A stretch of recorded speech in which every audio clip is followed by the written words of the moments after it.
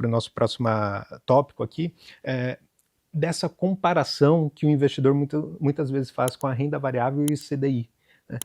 E no caso específico aqui dos fundos imobiliários, é muito comum, acho que você já passou por isso, o professor Baroni, eu também, que o investidor faz o investimento em fundos imobiliários e olha, poxa, mas esse mês deu menos do que o CDI. Não? Então o CDI deu 1% e meu investimento deu negativo.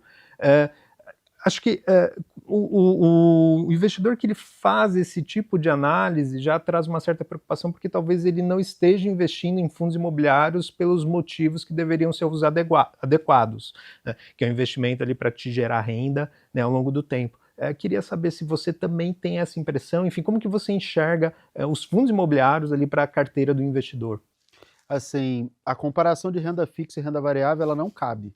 Eu sei que todo mundo faz, que o mercado pratica, que está sempre comparando, mas para mim não existe comparação de renda fixa com renda variável. Por um ponto muito simples: vencimento.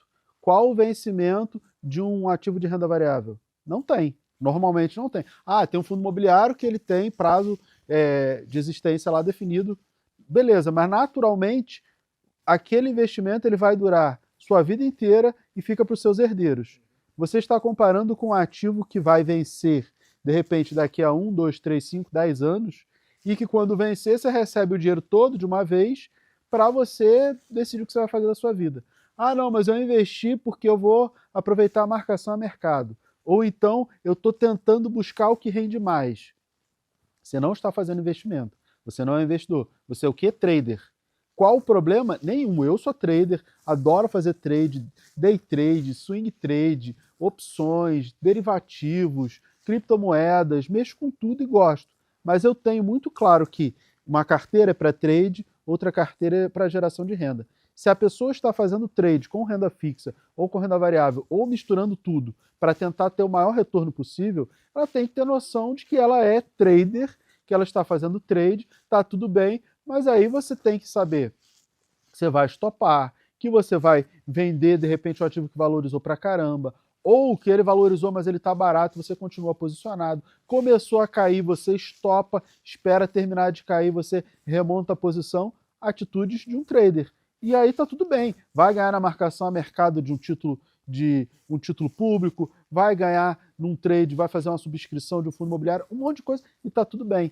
Agora, se não é esse o seu objetivo, aí você tem que pensar que não adianta você ficar comparando quem rendeu mais, CDI ou não. O fundo imobiliário, ele é um ativo com que característica? Gerador de renda. Ele é obrigado a pagar no mínimo 95% do seu lucro semestral. Então ele é obrigado a distribuir, essa é uma característica inerente. Assim como um CDB, que você deixa o dinheiro lá, ele rende a juros sobre juros enquanto o dinheiro está investido, até lá o seu vencimento, essa é uma característica inerente desse ativo. No fundo imobiliário é pagar a renda. Então, se você não quer receber renda hoje, por que você tem uma carteira de fundos imobiliários? Mira, mas eu quero receber uma renda ano que vem, ou daqui a 2, 3, 5 anos eu vou reinvestir os dividendos. Opa, fez sentido. Mas você sabe a característica do ativo, você sabe que para ter esse efeito juros sobre juros, cabe a você fazer o reinvestimento dos dividendos, porque a característica do ativo é distribuir, diferente das ações, e aí a gente estava até falando em off aqui antes de começar, da característica que tem na literatura, né, o professor Damodaran, professor Assaf Neto, tem nos livros de avaliação de empresas, que quanto você espera de crescimento de uma empresa é o quanto ela tem de taxa de retenção versus o ROI. O que é taxa de retenção? É o que ela retém do lucro. Nos fundos imobiliários, o que ele retém do lucro? No máximo 5%. E ele distribui no mínimo 95%. Então, a taxa de retenção, que a gente tecnicamente chama de 1 menos o payout, que o payout é o quanto a empresa coloca para fora, né? Payout, paga para fora, que é o dividendo, é o quanto ela distribui. O que ela retém, que é essa taxa de retenção dita na literatura, é o percentual que eu posso multiplicar pelo ROI para ter uma expectativa de crescimento. Logo, partindo desse pressuposto, qual é a expectativa de crescimento que eu tenho no fundo imobiliário? Quase nenhuma, quase zero. Por quê? Porque a taxa de retenção é no máximo 5%. Isso significa que é um ativo ruim? Não. Isso significa que é um ativo feito para distribuir renda. Se você quer esse crescimento, cabe a você, investidor, fazer o reinvestimento, comprar cotas e aí você faz o efeito juros sobre juros, que no longo prazo tem um resultado absurdo. Lá no Clube FII, eu sou sócio do clube, a gente tem uma ferramenta que é gratuita, que está lá no site, que é a calculadora de juros compostos. Quando você escolhe o fundo imobiliário e marca lá o juro composto, se é um fundo bom, você vai ver que o resultado, quando você reinveste os dividendos, ele é absurdamente alto. É muito grande. Agora, quando você só acompanha a cotação, e aí vai olhar o que muita gente olha, e já começa olhando o gráfico errado, né? A pessoa olha lá no Google, mas caiu 50%, porque custava R$ 100 há 5 anos atrás e hoje custa 50. Falou, mas ele te pagou R$ 60 de dividendo, a pessoa já esquece. E gráfico como o do Google não é descontado a dividendos, né? O certo é você olhar o gráfico descontado a dividendos. Não é a melhor conta, porque só desconta o dividendo, melhor seria calcular o reinvestimento dos dividendos, mas você, com o gráfico descontado, você já tem uma visão menos distorcida de um ativo que tem qual característica? Geração de renda. E aí você está brigando para ter superação do CDI. Então você está querendo geração de renda, mas na verdade o que você está buscando é trade. Não tem nenhum problema, dá para fazer muito trade com fundo imobiliário, mas você tem que pegar, primeiro, entender que ele é um ativo muito voltado à economia real, e isso é muito bom para os fundos imobiliários, porque te permite entender que, o que é comprar um pedaço de um shopping, o que é comprar um pedaço de um galpão, uma laje comercial, uma loja que você vá lá, uma Pernambucanas, uma drogaria, você está comprando um pedaço daquilo ali. Isso é muito fácil de entender. E essa é a parte boa. Qual é a parte ruim da economia real?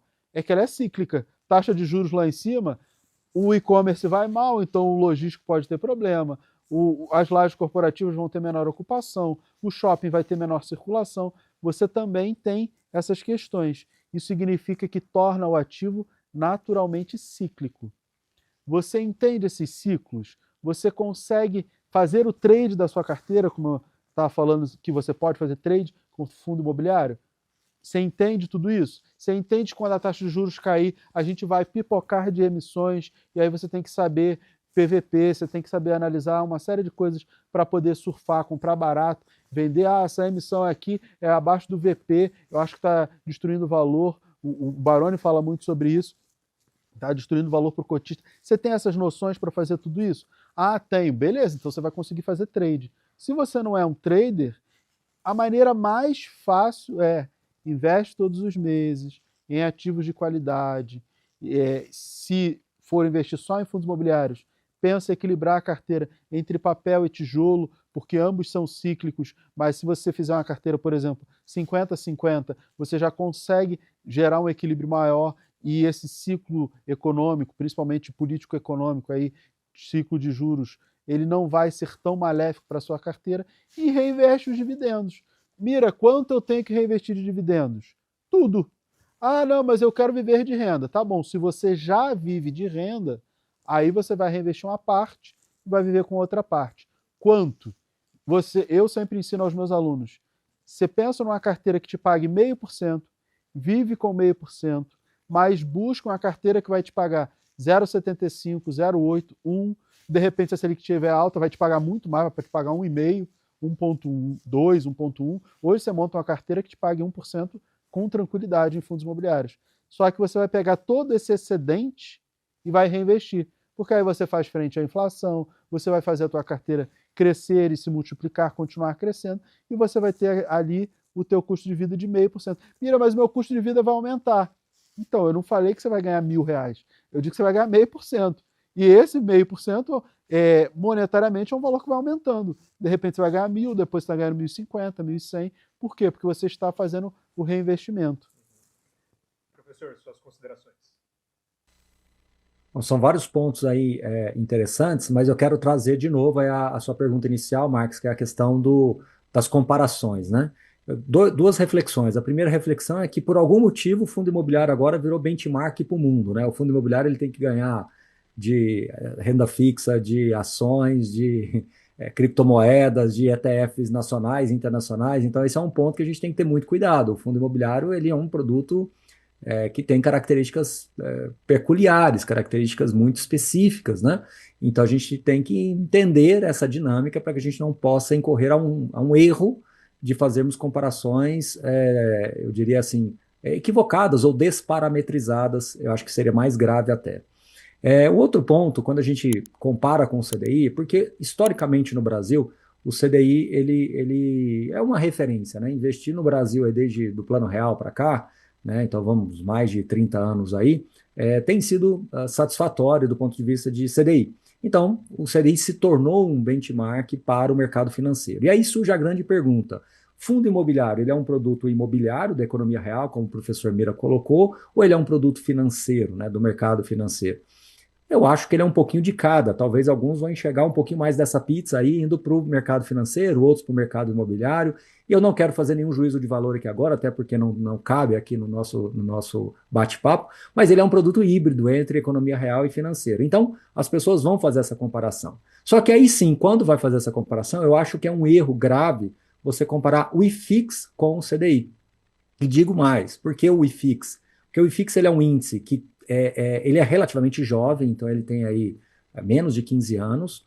Ele nasceu num momento do ciclo imobiliário muito elevado, ou seja, você estava num momento em que a vacância estava baixa, você estava num momento em que os aluguéis estavam altos, estava tendo uma atividade construtiva muito grande para atender uma determinada demanda. Então você nasce com o IFIX num momento de explosão imobiliária e num contexto extremamente concentrado em fundos de lajes corporativas, que foi, por uma questão mercadológica, o setor que mais sofreu 2 anos depois, né? O mercado corporativo sofreu muito ali entre 2013 até mais ou menos 2017, 2018, que depois, quando estava tentando se recuperar, veio a pandemia e teve outro problema também, mas aí sim, nesse momento agora, com a menor exposição no IFIX. Mas a gente teve, durante muito tempo, fundos monoativos, fundos com gestão passiva, fundos que ficaram pelo caminho, que realmente não tiveram uma modernização dos seus regulamentos. Então, o IFIX, ele é um índice que, na minha visão, ele não reflete a realidade de um investidor minimamente diligente, orientado, experimentado, que monta uma carteira, que se preocupa em ter uma saúde de portfólio, que se preocupa em fazer uma revisão ali de tempos em tempos das suas escolhas para que ele possa fazer ajustes pontuais quando ele achar conveniente. Então o IFIX, ele não é um índice que, na nossa visão, ele dialoga bem com aquilo que foi o mercado de fundos imobiliários nesses últimos anos. Eu acho que o mercado de fundos imobiliários ele evoluiu muito mais do que o IFIX. O IFIX está um pouquinho atrás daquilo que é o mercado de fundos imobiliários hoje. Tanto que hoje, se você observar boa parte das carteiras recomendadas dos principais analistas de mercado, das principais casas de mercado, elas têm uma certa vantagem em relação ao IFIX, porque não é um índice tão complexo assim de ser superado. Então, quando você fala que o CDI ele vence o IFIX e caracteriza que fundo imobiliário não é bom porque ele perde para esse CDI, além de ser uma comparação não muito adequada, como o próprio professor Mira diz, mas eu entendo porque as pessoas comparam por ser um produto financeiro, eu não acho que isso é conclusivo ou motivo de você bater no peito e dizer, tá vendo, por isso que eu não invisto em fundo imobiliário, porque ele sequer dá conta de ganhar do CDI. Então isso, na minha visão, é uma verdade que não reflete a realidade, ou seja, não é algo que as pessoas deveriam olhar como algo a ser replicado no dia a dia de um investidor, como eu disse, minimamente diligente. Tá? E para concluir aqui, eu acho que o Mira tem feito colocações extremamente pertinentes e que cada pedacinho das falas dele dá para a gente explorar muita coisa. Né? Então essa questão de você estar fazendo esse time, né? De você estar ajustando ali a sua carteira com essas tomadas de decisões, é muito importante as pessoas segregarem o que é um profissional, uma pessoa experimentada, uma pessoa que realmente tem mais proximidade do mercado, como o professor Mira, do que o investidor médio em geral. Eu acho que o investidor médio em geral ele tem que aprender muito com profissionais como o professor Mira, mas saber dosar aquilo que lhe é cabível, aquilo que lhe é pertinente. Então, é muito importante você entender essas experiências, entender esse contexto, para que você possa ir tomando as decisões para a sua própria carteira com base nessas visões múltiplas que hoje a internet nos permite, né? Então, tem várias formas de você acessar esses conteúdos e enxergar para que você possa aí sim se moldar e tomar as decisões dentro daquilo que está sendo o conhecimento embarcado. Então, se o Mira vai lá e coloca assim, olha, eu tenho uma certa experiência com análise gráfica, eu uso para tentar fazer uma leitura melhor de gráfico, essa informação é extremamente pertinente para que você possa, talvez, fazer uma leitura mínima de um gráfico, desde que você estude para aquilo, para que você possa validar a sua opinião, e não que ela seja única e exclusivamente a única ferramenta disponível. Não, você vai combinar um pouquinho da experiência gráfica, um pouquinho do timing de mercado, um pouquinho do contexto macroeconômico, um pouquinho de tudo, para que você possa tomar as decisões. Ou se você não quer ir por esse caminho e simplificar o seu dia a dia, ótimo também, mas aí você vai ter que ter uma carteira sólida, robusta, que não vai também fazer com que você não revise ou revisite a sua carteira de 6 em 6 meses, uma vez por ano, para que você possa reafirmar suas teses. Aí você vai para uma análise um pouco mais fundamentalista, vai ouvir uma live com o gestor, vai ver um webcast. Hoje muitos gestores fazem webcast. Se você tiver a oportunidade de participar de um evento que tenha a presença de alguns gestores, entender um pouco mais essa dinâmica. Então perceba que esse cardápio ele é vasto. E infelizmente, aqui eu concluo, Marx, infelizmente as pessoas querem tomar uma decisão ou rasa, ou se isso tudo fosse extremamente matricial. E não é. Ela tem transversalidade, ou seja, você vai tomar decisões olhando um pouquinho de várias coisas, entendeu? Para que você possa pautar a melhor decisão. Não é um indicador que vai ser a grande bala de prata que vai resolver tudo, não é um vídeo que você vai ver que vai ser a grande bala de prata. É uma combinação de várias coisas, mas que, na minha visão, nada supera você ter uma carteira robusta, consistente, ancorada em premissas sólidas, com contexto. Infelizmente, hoje a gente vê muita coisa sendo colocada de maneira descontextualizada, pura e simplesmente pelo engajamento do tema, porque fundo imobiliário é um tema que engaja bastante e que muitas das vezes o produto ele é mal definido, o que é grave, mal explicado, que é mais grave ainda, e mal aplicado, que é muito mais grave ainda. Então a gente tem essas escalas aí. Desculpa ter alongado um pouquinho aqui na resposta.